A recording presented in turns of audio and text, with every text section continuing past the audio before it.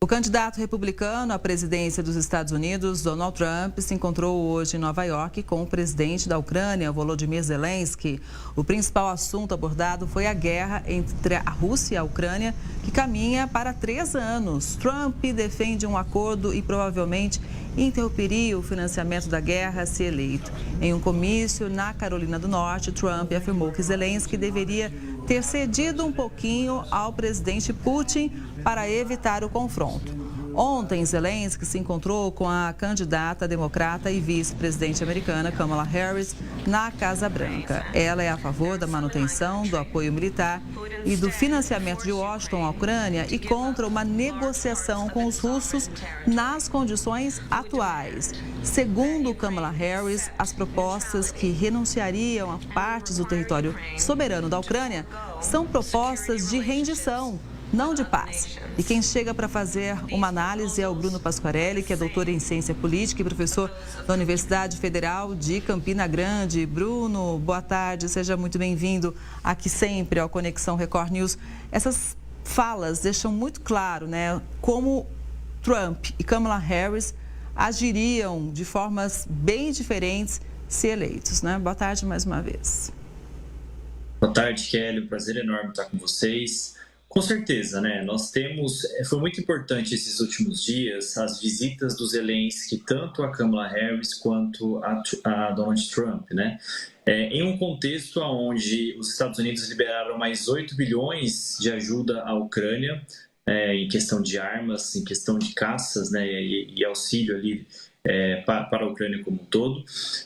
Nesse mesmo momento, o Zelensky visita uma fábrica de armamentos na Pensilvânia, que é um dos estados-chave para a eleição. Lembrando, a Pensilvânia tem 19 delegados e ela costuma ser um dos principais estados pêndulos ali, que são aqueles estados onde não existe uma alternativa definida perante o eleitorado, né? Se vão ser republicanos ou democratas. Então, o Zelensky visita essa fábrica e isso gera uma crítica por parte dos republicanos, dizendo que isso seria uma atividade de campanha dos democratas, né? E a gente teve, então, ao mesmo tempo, né, essa visita depois do Zelensky com Donald Trump. Como você bem disse, como a reportagem também ressaltou, Trump tem um posicionamento que ele mostra claramente, às vezes não tão claramente, né? Às vezes ele tenta não responder, como foi no debate, mas um posicionamento para acabar a guerra, no sentido da Ucrânia ceder alguns territórios para a Rússia. Então, ele já disse isso em algumas declarações, e a gente tem então um presidente, um candidato, melhor dizendo, que pode vir a se tornar presidente e que não necessariamente seguirá financiando a Ucrânia na guerra contra a Rússia, caso Donald Trump seja eleito. Então são dois vieses diferentes, né? Kamala Harris apoiando o Zelensky na sua empreitada com a Rússia e Donald Trump, que tem boas relações com Vladimir Putin, nem tão interessado assim nessa continuidade da guerra. Agora, de que forma isso pode impactar na corrida eleitoral, na sua opinião? Olha, a política externa em geral, né, ela tem um grande impacto na corrida eleitoral nos Estados Unidos. Então, a gente tem, por exemplo, a gente viu no último debate como o Trump se utilizou da saída do Afeganistão, né, dos Estados Unidos, aquela saída atabalhoada durante o governo Biden. Ele criticou o governo Biden por isso e, consequentemente, criticou também a Kamala Harris, né? O próprio posicionamento do Biden em relação à guerra Israel-Hamas, né, agora também Israel-Hezbollah, tem sido alvo de críticas dos republicanos e do Donald Trump. E, consequentemente, a atuação também dos Estados Unidos no conflito Rússia-Ucrânia, ela pode ser, sim, um fator para a escolha do eleitorado, né? Então, as eleições norte-americanas, elas têm essa tendência de ter um grande peso para a política externa, diferente de outros países, como é o caso do Brasil, onde o peso da tomada de decisão em política externa não é tão evidente assim. Mas, sim, pode ter um peso significativo e, por isso, a gente viu o Zelensky se reunindo com a Kamala Harris e o Partido Republicano, consequentemente, ficando muito possesso com isso e estabelecendo essa reunião depois com o Zelensky e o Donald Trump. Não por um acaso, primeiro foi a reunião com a Kamala Harris, você apontou bem, né? Agora, professor, você pontuou um pouquinho, mas acho que vale a gente destacar também que o presidente dos Estados Unidos, Joe Biden, realmente anunciou um aumento da ajuda americana à Ucrânia com um pacote de quase 8 bilhões de dólares. A assistência vai servir para que os ucranianos comprem mais equipamentos militares.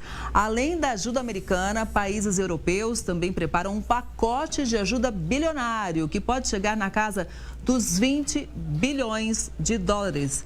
As tratativas para o pacote estão em andamento e incluem até um reajuste nas sanções comerciais contra a Rússia. Professor, é o seguinte, sanção até agora nenhuma parou a Rússia, que continua avançando, inclusive ameaçando usar arma nuclear, né?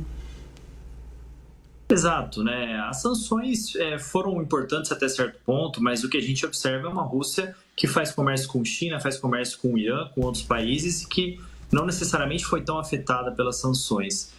O que a gente observa realmente é o comércio, a doação, né, digamos assim, o empréstimo de 8 bilhões dos Estados Unidos para a Ucrânia, em um contexto onde a Ucrânia quer armamentos cada vez de maior alcance, né? Lembrando, a Ucrânia está em algumas porções do território russo, tem alguns exércitos ali dentro, e a ideia é ter um míssil de longo alcance para chegar em cidades como, por exemplo, Moscou e São Petersburgo, que são as cidades grandes ali na Rússia.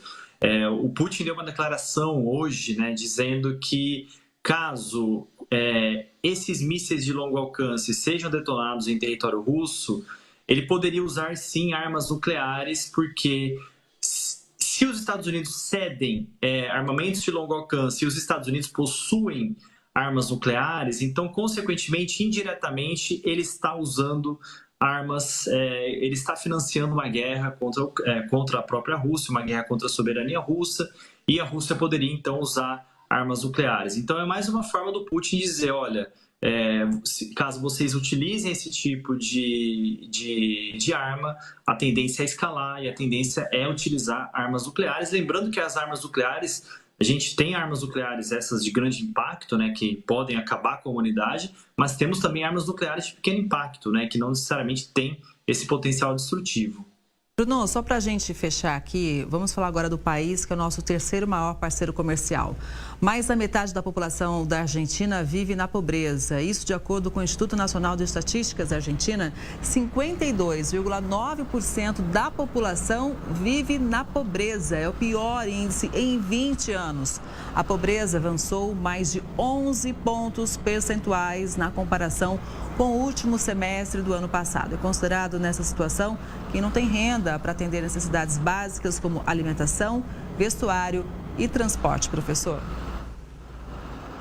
Exato, né? A Argentina vem com uma crise estrutural, né, há muito tempo, e a gente observa que mesmo com o governo Milei fazendo os cortes de gasto, isso não necessariamente gerou benefícios, né? E, inclusive é um discurso do Milei, né, que seria basicamente alguns anos passando por dificuldades para daí sim haver uma certa melhoria. Então, por isso ele mantém uma popularidade até em torno ali dos 50%, 52%.